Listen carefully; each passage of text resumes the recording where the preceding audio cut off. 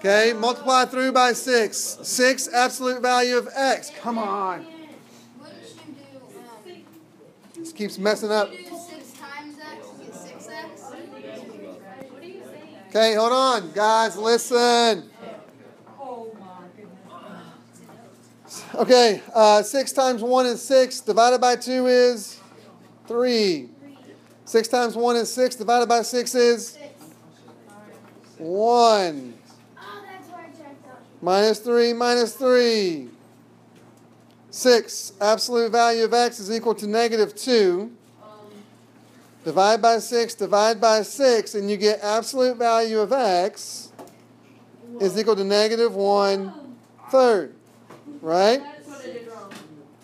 Now, remember, listen. Remember, we're in the business of finding solutions, right? What are we going to plug in for x to make this statement true? What are we going to put in for x and then take the absolute value of it and get negative 1/3?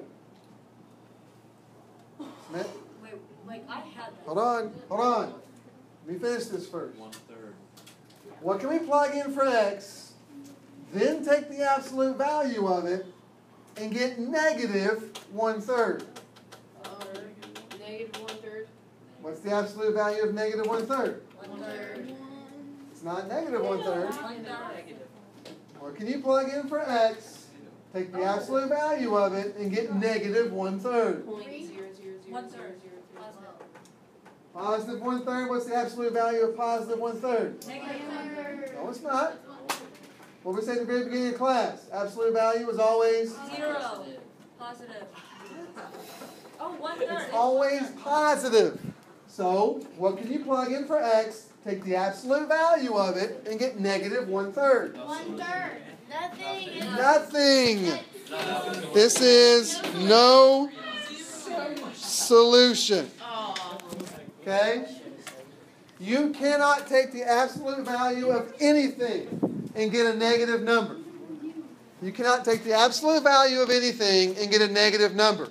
So if you're in the midst of solving an absolute value equation and your absolute value bars are equal to a negative number, you're done. There's no solution.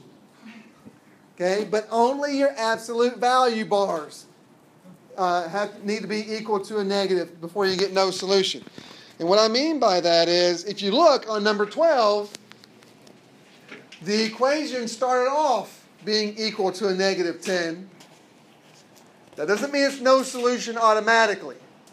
When we got the absolute value bars by themselves, that negative 10 turned into a positive 5. We can do that.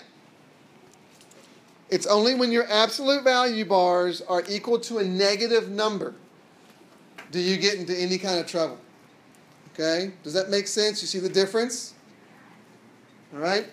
If there's work to be done, make sure you do it before you decide it's no solution. Right? Like number 14.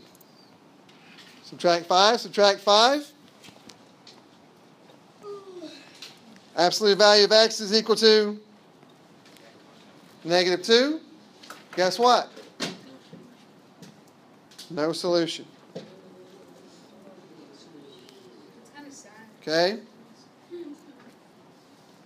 Or 15. Got to get the bars by themselves. Multiply by negative 2, multiply by negative 2. Absolute value of x is equal to, which is, right, no solution. Okay? Now, you can clear your fractions here if you want. But if you subtract negative 3/4 from both sides, you get. Is it no solution? Right. Wait, are they all no solution? Okay? Yeah, what is it? Can I guess it? Sure. Isn't it no solution? That's right. Yeah. That's right. You are so smart. What are all solutions? You just gotta see the pattern in it. I don't think there is no. Okay? Multiply both sides by 3 in number 17. an absolute value of x is equal to negative 6, that's no solution. Okay?